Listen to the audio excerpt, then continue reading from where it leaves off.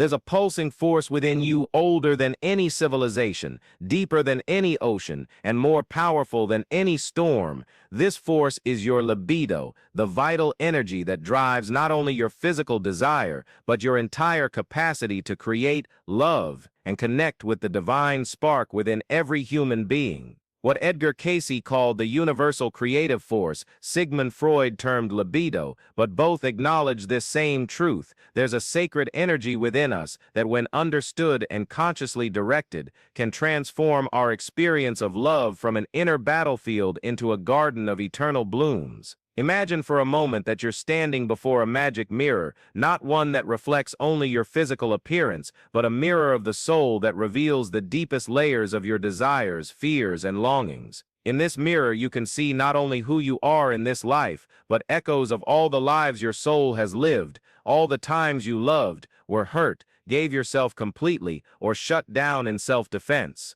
This is the nature of libido from a deeper spiritual perspective. It carries within it not only the energy of the present, but the memories and patterns of all your past incarnations. Edgar Cayce, in his psychic readings, often spoke about how the impulses we feel in this life are echoes of past life experiences, and how our sexual and creative energy is intrinsically connected with our spiritual evolution. When someone came to him with questions about relationships or intimate difficulties, Cayce often revealed that these challenges had roots in past lives, where lessons about love, power, and surrender still needed to be learned. Your libido, therefore, is not just a biological impulse, it's a sacred map your soul uses to navigate the lessons it came to learn in this incarnation. Think of that moment in your life when you met someone and felt an inexplicable attraction, as if you'd known this person for a long time, as if your bodies already knew how to dance together before you even touched. That's not just physical chemistry, it's soul recognition.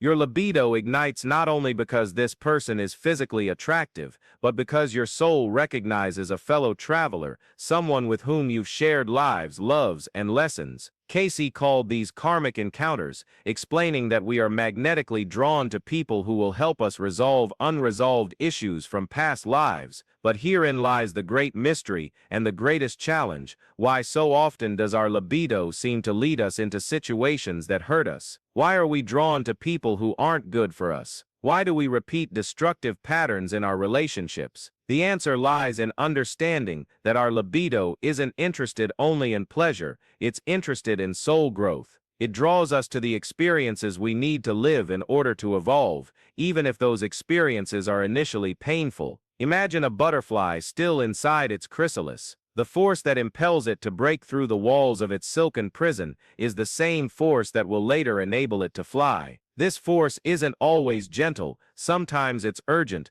desperate, almost violent in its intensity. Your libido works in a similar way. It's the force that impels you to break through the chrysalises of your limitations, your fears, your limiting beliefs about love. And just as the butterfly must struggle to emerge from its chrysalis to strengthen its wings, you must sometimes go through challenging relationships to strengthen your capacity to truly love. Freud understood that the libido was shaped by childhood experiences, but a broader spiritual perspective shows us that it's shaped by the experiences of multiple lives. That fear of abandonment you feel might come from a life where you were left to die alone. That need to control your partner might be an echo of an incarnation where you were betrayed and lost everything. That difficulty surrendering completely in love might be a memory of a time where total surrender resulted in your physical or emotional destruction. But understanding these connections isn't to become a prisoner of the past, it's to become free from it.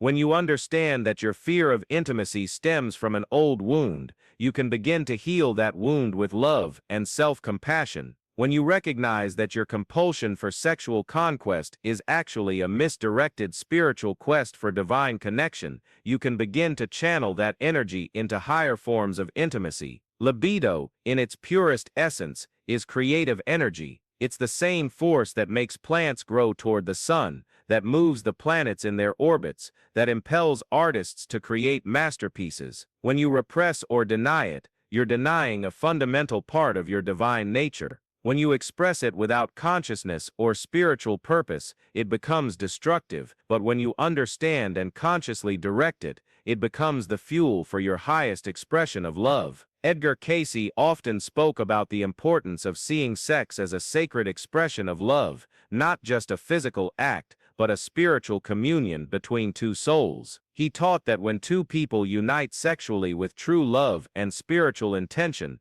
they not only satisfy physical needs, they heal soul wounds in each other, exchange energies that promote mutual growth, and even help resolve karmic issues they carry from past lives. Consider how modern culture has separated sex from the sacred. We've turned one of the most spiritually potent experiences between human beings into something mechanical, consumable, disposable. And then we wonder why we feel empty even after intense physical encounters, why we yearn for something deeper, why our libido seems insatiable no matter how many experiences we accumulate. It's because it's not being nourished at its deepest level, the soul level. Your libido is like a sacred river that needs to flow to sustain life around it. When you dam it up with guilt, shame, or fear, the river becomes stagnant and toxic. When you let it run wild, unchecked, it can cause destructive floods. But when you learn to channel this river wisely, it becomes a source of life and beauty for everything around it.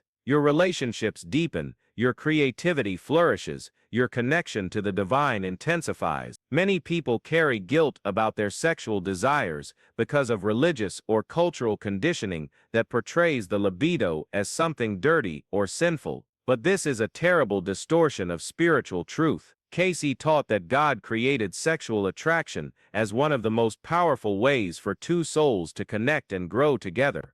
Sexual energy, when expressed with love and awareness, is a form of prayer, a way to touch the divine through union with another human being. Observe how your libido behaves at different times in your life. When you're emotionally wounded, it might become compulsive, seeking through multiple partners what can only be found through inner healing. When you're spiritually disconnected, it might become superficial, focused only on physical gratification without seeking genuine connection. When you're in harmony with yourself, it becomes a magnetic force that attracts into your life people who are aligned with your true spiritual purpose. True understanding of the libido begins with accepting that it's an integral part of your divine nature. You don't need to apologize for desiring, for wanting physical intimacy, for feeling attraction. These are natural and sacred impulses. What matters is how you direct and express this energy. When you use it to dominate or be dominated, to escape yourself or to hurt others, it becomes destructive. When you use it to genuinely connect, to express love, to create beauty in the world, it becomes a force of spiritual elevation. Many people are afraid of their own libido because it connects them with aspects of themselves they'd rather ignore. It reveals their deepest needs, their vulnerabilities, their desires for surrender and connection. In a culture that values control and rationality above all else, it can be frightening to confront this primal, powerful force within. But it's precisely this confrontation that allows for real spiritual growth. If you're on this journey of discovery and feel these words echo truths your soul already knew, but perhaps never heard expressed this way, I invite you to join this community of awakened souls. Hit the subscribe button and activate the bell, because every video we share here is a piece of the puzzle of your spiritual evolution. It's not just content you're receiving, it's keys to doors of consciousness your soul is eager to open. Every notification you receive is a gentle call from the universe, reminding you to keep awakening, to keep growing, to keep remembering who you truly are. Your journey of self-discovery deserves this support, and our community deserves your conscious presence. Returning to our exploration of the libido as a spiritual force, it's important to understand that it's intrinsically connected with your capacity to create on all levels. The same energy that impels you towards sexual union is the one that inspires you to write poetry, paint pictures, build businesses, raise children, cultivate gardens. It's the fundamental creative force of the universe manifesting through you. When you understand this connection, you can begin to use your sexual energy in more conscious and elevated ways. Edgar Cayce frequently mentioned in his readings that a person's sexual problems were reflections of blocks in their overall creative expression. Someone who struggled to express themselves artistically often also struggled to express themselves sexually. Someone who repressed their creativity often also repressed their sexuality. This happens because both come from the same source,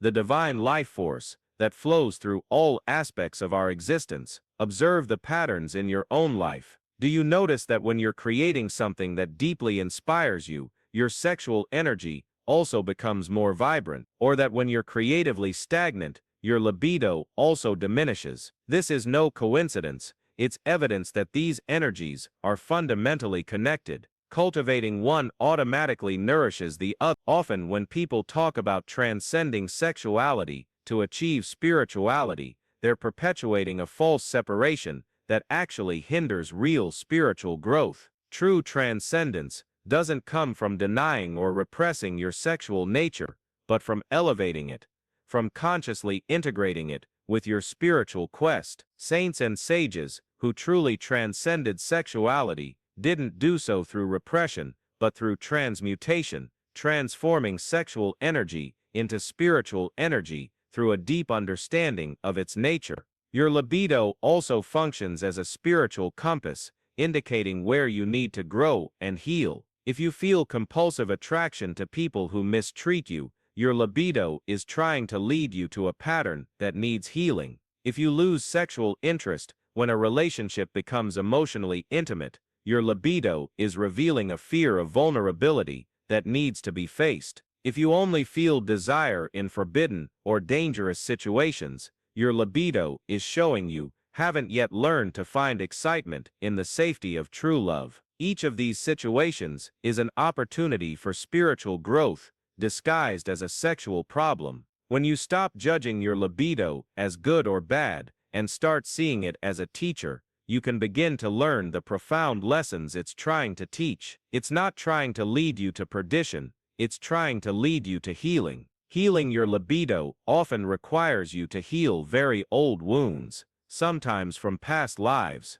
Edgar Cayce frequently identified in his readings that current sexual problems had roots in trauma from previous incarnations. A woman struggling with orgasm might be carrying memories from a life where she was assaulted. A man who could only experience pleasure by sexually dominating his partners might be compensating for a life where he was humiliated and powerless. These connections might seem impossible to verify, but their validity reveals itself through the results. When you work with the possibility that your current sexual patterns might be connected to past life experiences, you often discover profound insights that lead to real healing. Even if you don't literally believe in past lives, working with these possibilities as metaphors can open doors to understanding and transformation. Meditation becomes a powerful tool for understanding and healing your libido. When you sit in silence and observe your desires without judgment, you can begin to see the patterns behind them. You might realize that the attraction you feel for emotionally unavailable people actually reflects a fear of real intimacy, or that your need for multiple partners hides a search for validation that can only be fulfilled through self-love. Mindful breathing during moments of sexual arousal can completely transform your intimate experience. Instead of seeking only the release of tension through orgasm, you can use sexual energy as fuel for expanded states of consciousness. Tantric masters, thousands of years ago, discovered that sexual energy, when consciously directed through breath and intention, can lead to profound spiritual experiences. Your libido is also connected to natural cycles and cosmic energies. Observe how it changes with the phases of the moon, the seasons, periods of increased solar activity. This isn't superstition, it's a recognition that you are part of a much larger energetic system, and your sexual energy is in constant dialogue with the forces that move the universe. Many ancient cultures honored this connection between sexuality and spirituality. Temples were built where sexual union was seen as a form of worship, where sacred prostitutes served as mediators between the human and the divine, where fertility was celebrated as a reflection of cosmic abundance. Our modern culture has lost much of this wisdom, creating an artificial split between body and spirit that leaves us fragmented and hungry. Healing this fragmentation begins when you stop seeing your libido as something separate from your spiritual life and start consciously integrating them. This doesn't mean you should have sex all the time, or that every sexual interaction should be an elaborate ritual. It means you acknowledge the sacred dimension of your sexuality and treat it with the respect and awareness it deserves. When you make love with someone, whether your life partner or a more casual encounter, you are participating in one of the most creative acts possible. You are mixing not just bodily fluids, but soul energies. You are creating a unique energetic field that never existed before and will never exist again in exactly the same way. This is a sacred responsibility that deserves to be honored. The energy you bring to your intimate encounters affects not only you and your partner, but ripples out into the world. Love made with awareness and compassion adds light to the world. Sex made with anger, desperation, or disconnection adds darkness. You have a choice about what kind of energy you want to contribute to the energetic fabric of humanity. Your relationship with your own libido also reflects your relationship with personal power. When you are afraid of your own sexuality, you are often also afraid of your own power. When you are ashamed of your desires, you are also ashamed of your ambitions and dreams. When you cannot surrender in physical love, you also cannot fully surrender to life. Sexual healing is often healing of the relationship with power. Learning to receive pleasure without guilt is learning to receive abundance in all areas of life. Learning to give pleasure generously is learning to give your gifts to the world without fear of depletion. Learning to communicate your desires clearly is learning to manifest your dreams with confidence. Many people use sexual activity to escape themselves, to momentarily lose themselves in sensation and forget their worries. But conscious sexuality does the opposite. It brings you more completely into yourself, into the present moment, into the awareness of who you truly are. Instead of escape, it becomes encountered. Instead of forgetting, it becomes remembering your divine nature.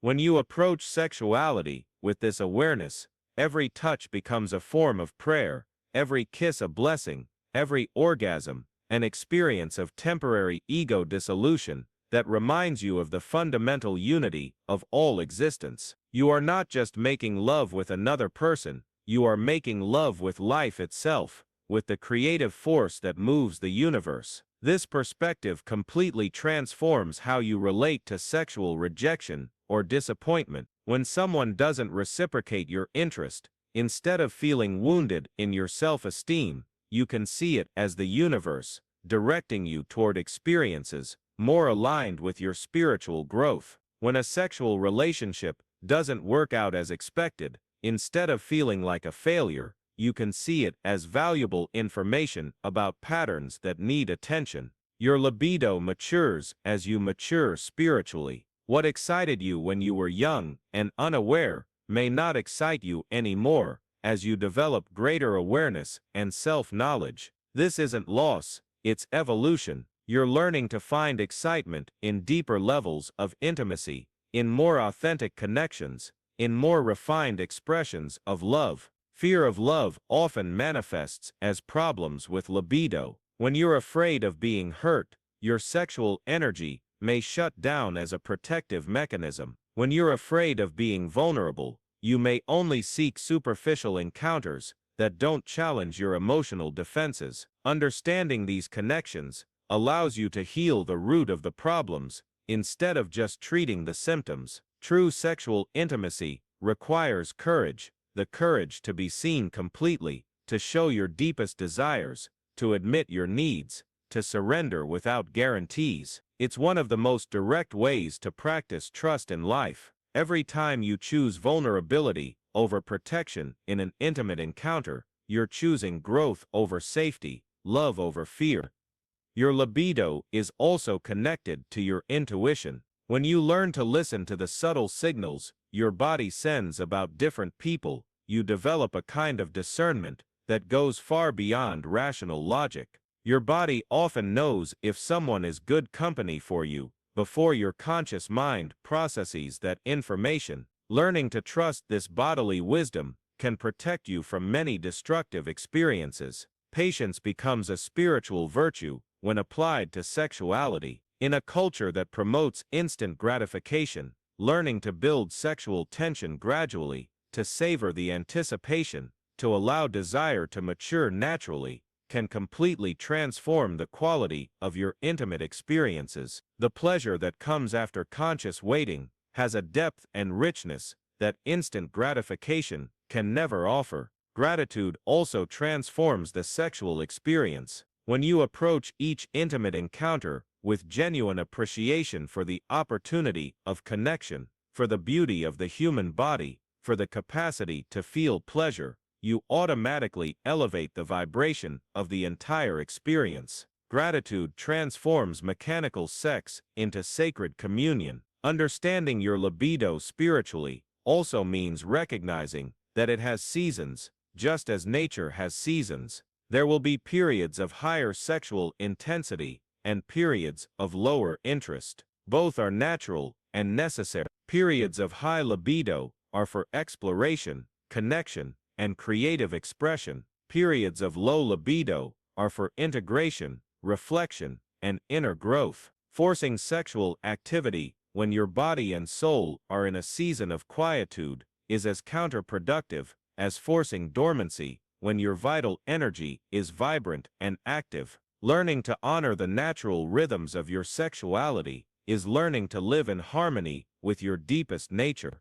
Solitude can be a period of great sexual growth. Paradoxically, when you don't have a partner available, you can use that time to develop a deeper relationship with your own sexual energy, to heal old patterns, to clarify what you truly desire in terms of intimacy. Conscious self-pleasure can be a powerful form of self-knowledge and healing. Edgar Cayce often emphasized that our most challenging experiences are often our greatest opportunities for growth. This applies completely to sex life. That painful rejection may be forcing you to develop greater self-love. That devastating betrayal may be teaching you about the importance of intuition. That humiliating impotence may be showing you where you need to find power in more authentic ways. The transformation of destructive sexual patterns rarely happens overnight. It's a gradual process